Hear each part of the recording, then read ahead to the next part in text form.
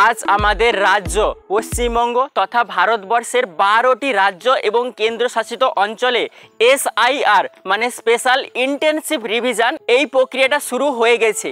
এই প্রক্রিয়ায় আপনাদেরকে 11টা নথিপত্র সংগ্রহ করে রাখতে হবে যদি আপনারা নির্বাচনে ভোট দিতে চান। মানে যদি আপনারা বিধানসভা, লোকসভা বা পঞ্চায়েত ভোটে যদি আপনারা মতদাতা হতে চান তাহলে আপনাদেরকে এই 11টা নথিপত্র সংগ্রহ করে রাখতে হবে। কারণ এই SIR প্রক্রিয়ায় BLO মানে বুথ লেভেল অফিসার এসে আপনাদের বাড়িতে যাচাই করবে যে আপনি ভারতের নাগরিক কিনা বা আপনি রোহিঙ্গা কিনা। মানে অনেকেই আছে যারা বাংলাদেশ থেকে, পাকিস্তান থেকে, আফগানিস্তান থেকে বা বিভিন্ন কান্ট্রি থেকে এসে ভারতে বসবাস করছে অথচ ভারতের নথিপত্র ওনাদের কাছে নেই। তো তার জন্য আমাদের দেশের নির্বাচন কমিশন এই প্রক্রিয়াটা নিয়ে এসেছে। এই প্রক্রিয়াটা 2002 সালে মানে লাস্ট হয়েছিল, তারপর থেকে আর হয়নি। তো আজ থেকে SIR মানে বিশেষ নিবিড় পুনর্বিবেচনা শুরু হয়ে গেছে। এখন আপনার জন্ম সালের উপরে 3 ভাগে ভাগ করা হয়েছে। মানে যদি আপনার জন্ম 1 জুলাই 1987 আগে হয়ে থাকে এর জন্য একটা আলাদা নথিপত্র লাগবে। যদি আপনার জন্ম 1 জুলাই 1987 থেকে 2002 1 জানুয়ারির মধ্যে হয় এর মধ্যে আপনার নথিপত্র আলাদা লাগবে। আর যদি 1 জানুয়ারি 2002 এর পরে হয় তাহলেও এর জন্য আলাদা নথিপত্র লাগবে। SIR এর জন্য 11টা নথি বৈধ হিসাবে গণনা করা হয়েছে। তো এখানে নির্বাচন কমিশন অনুসারে বলা হয়েছে আপনার পরিচয় এবং বয়সের প্রমাণ হিসাবে 11টা নথির মধ্যে যে কোনো একটি জমা দেওয়া যেতে পারে। তো 11টা নথির মধ্যে কি কি নথি এখানে বৈধ হিসাবে গণনা করা হয়েছে সেটা আমি আপনাদের বলছি। তো প্রথমে এখানে বলা হয়েছে যে কোনো কেন্দ্রীয়, রাজ্য সরকার, PSU এর নিয়মিত কর্মচারী বা পেনশনভোগী যারা আছেন উনারা পেনশন সার্টিফিকেটটা জমা দিতে পারেন। এটা ছিল প্রথম। মানে যদি আপনারা রাজ্য সরকারের অধীনে, কেন্দ্র সরকারের অধীনে বা PSU মানে কোনো পাবলিক সার্ভিসের উপরে আন্ডার যদি আপনারা কাজ করে থাকেন সেখানে যে আপনার পেনশন সার্টিফিকেটটা আছে সেটা জমা দিলে হবে। দ্বিতীয় বৈধ নথিটা হচ্ছে যদি আপনার জন্ম 1 জুলাই 1987 আগে হয় তাহলে সরকার, স্থানীয় কর্তৃপক্ষ, ব্যাংক, ডাকঘর, LIC, PSU কর্তৃক ভারতের জারি যে কোনো একটা যদি পরিচয় বা শংসাপত্র আপনার আছে তাহলে ওটাই বৈধ নথি হিসাবে গণ্য হবে। তৃতীয় যে নথিটা হচ্ছে উপযুক্ত কর্তৃপক্ষ কর্তৃক প্রদত্ত বার্থ সার্টিফিকেট। মানে যদি আপনার জন্ম সার্টিফিকেট থাকে সেটাও বৈধ নথি হিসাবে গণ্য হবে। এটা ছিল 3 নম্বর নথি।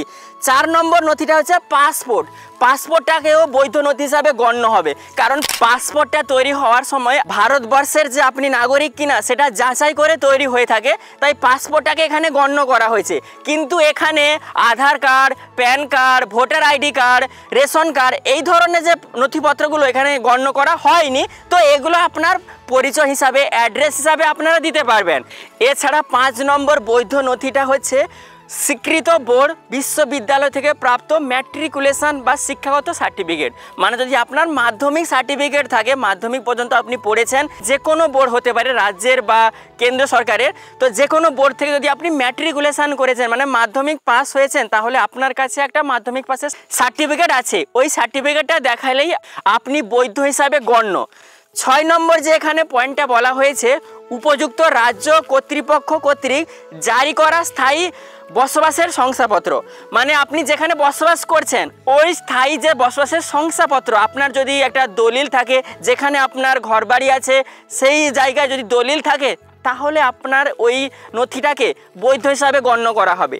তাছাড়া আছে বন অধিকার সার্টিফিকেট। মানে বন বিভাগে যদি আপনার সার্টিফিকেট আছে সেটাও বৈধ নথি হিসাবে গণ্য করা হবে। এছাড়াও 8 নম্বর পয়েন্টটা বলা হয়েছে OBC, SC, ST বা উপযুক্ত কর্তৃপক্ষ কর্তৃক জারি করা বর্ণ শংসাপত্র। মানে আপনার যদি OBC, SC, ST সার্টিফিকেট আছে সেটাও বৈধ নথি হিসাবে গণ্য করা হবে। 9 নম্বর বৈধ নথিটা হচ্ছে জাতীয় নাগরিক পঞ্জি। মানে যদি আপনি ভারতবর্ষের নাগরিক সেই পঞ্জিটা আছে তাহলে ওই যে নথিটা বৈধ হিসাবে গণ্য হবে। 10 নম্বর বৈধ নথিটা হচ্ছে রাজ্য, স্থানীয় কর্তৃপক্ষ কর্তৃক প্রস্তুত পারিবারিক রেজিস্ট্রেশন। মানে যদি আপনার পারিবারিক যে রেজিস্ট্রেশনটা, পরিবারের রেজিস্ট্রেশন, সেটা যদি রাজ্য বা স্থানীয় কর্তৃপক্ষ দ্বারা হয়ে থাকে তাহলেও সেটা বৈধ নথি হিসাবে গণ্য হবে। এছাড়াও 11 নম্বর মানে লাস্ট যে বৈধ নথিটা হচ্ছে সরকার কর্তৃক প্রদত্ত যে কোনো জমি বা বাড়ি বরাদ্দের সার্টিফিকেট। কোনো জমির যদি আপনার দলিল বা বাড়ির দলিল থাকে তাহলে সেটাও বৈধ নথি হিসাবে গণ্য হবে। 11টা নথি প্রমাণ হিসাবে সংগ্রহ করে রাখবেন। এখন কথা হচ্ছে যদি আপনার জন্ম 1 জুলাই 1987 আগে হয়ে থাকে তখন আপনার কোন প্রমাণ নথিটা লাগবে। তো সেখানে বলা হয়েছে যে যদি আপনার জন্ম 1 জুলাই 1987 আগে হয় তাহলে আপনার জন্য প্রক্রিয়াটি খুবই সহজ।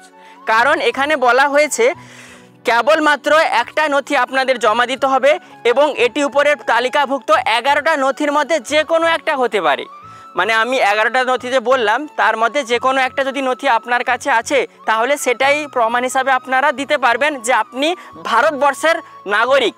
এছাড়াও যদি আপনার নাম 2002 সালে যে SIR প্রক্রিয়াটা হয়েছিল ওই যদি ভোটার তালিকায় আপনার নাম যদি থাকে তাহলেও সেটাও প্রমাণ হিসাবে মানে প্রমাণ নথিপত্র হিসাবে গণ্য করা হবে। সেই পৃষ্ঠার একটা ফটোকপি আপনার ভোটদান নিশ্চিত করতে যথেষ্ট।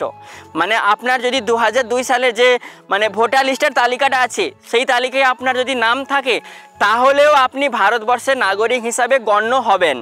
সেক্ষেত্রে আপনার অন্য কোনো নথির প্রয়োজন হবে না। জাস্ট ভোটার লিস্টের নাম থাকলে 2002 ওই ভোটার তালিকায় তাহলে আর কোনো নথি আপনার প্রয়োজন হবে না। তারপরে বলা হয়েছে যদি আপনার জন্মটা 1 জুলাই 1987 থেকে 1 জানুয়ারি 2002 এই সালের মধ্যে যদি হয়ে থাকে তাহলে আপনাকে মোট 2টি নথি জমা দিতে হবে। আপনার জন্য কি নথি দিতে হবে? উপরে তালিকাভুক্ত 11টা নথির মধ্যে যে কোনো একটি জমা দিতে হবে। যদি 2002 সালের মধ্যে আপনার বয়স 18 বছর হয়ে থাকে, বুঝতে পারছেন? মানে যদি 2002 সাল এর মধ্যে যদি 18 বছর আপনার বয়স হয়ে থাকে এবং আপনার নাম সেই বছরের ভোটার তালিকায় থাকে তাহলে এই তালিকায় একটি কপি জমা দেওয়া যাবে। অন্যথায় 11টা যে নথিপত্র আমি বললাম তার মধ্যে যে কোনো একটা দিলে হবে।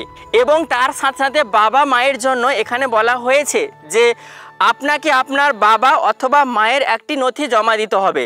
সেটা কি? সেটাও সেম যে 11টা নথি বললাম তার মধ্যে যে কোনো একটা নথি হলে হবে। অথবা যদি 2002 সালে আপনার বাবা বা মায়ের ভোটার তালিকায় নাম থাকে তাহলে সেই তালিকার একটা অনুলিপি দেওয়া যেতে পারে। এই সালটার মধ্যে সবথেকে বড় কনফিউশন মানে বিভ্রান্ত তৈরি হয়েছে যে 1 জুলাই 1987 থেকে 1 জানুয়ারি 2002 এর মধ্যে জন্মগ্রহণ করেছেন যিনারা, যেমন আমিও এই সালের মধ্যে জন্মগ্রহণ করেছি।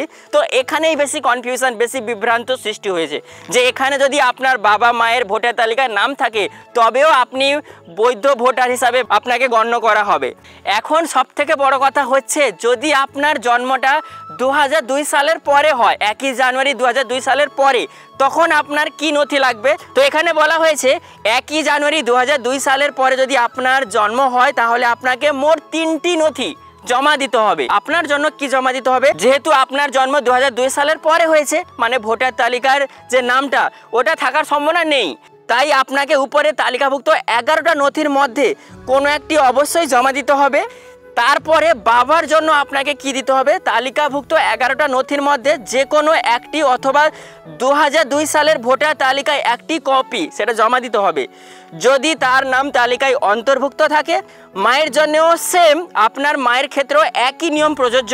বলা হয়েছে তালিকাভুক্ত 11টা নথির মধ্যে একটি অথবা 2002 সালের ভোটার তালিকায় যদি আপনার মায়ের নাম থাকে তাহলে তার একটা নথি কপি জমা দিলেই হবে। মনে রাখতে হবে যদি আপনার নাম 2002, 3 বা 4 সালের যে SIRটা হয়েছিল ওখানে যদি আপনার নাম না থাকে তাহলে বাবা মা বা অভিভাবকদের নাম দেওয়া যাবে। তো যাদের দুটো ভোটার তালিকায় নাম রয়েছে তাদের কোনো নথি দিতে হবে না। ভোটার তালিকায় যদি আপনার নাম আছে তাহলে কোনো নথি দিতে হবে না। এখানে বলা হয়েছে এটা আবার সেই সাল মানে 1987 আগে যদি হয় আর 2002 যে SIR লাস্ট হয়েছিল ওখানে যদি আপনার বাবা মায়ের ভোটার তালিকায় নথিভুক্ত থাকে তাহলে ওটাও দিতে পারেন, ওই একটা কপি দিতে পারেন। এবার সবথেকে বড় কথাটা হচ্ছে কাদের নথি দিতে হবে?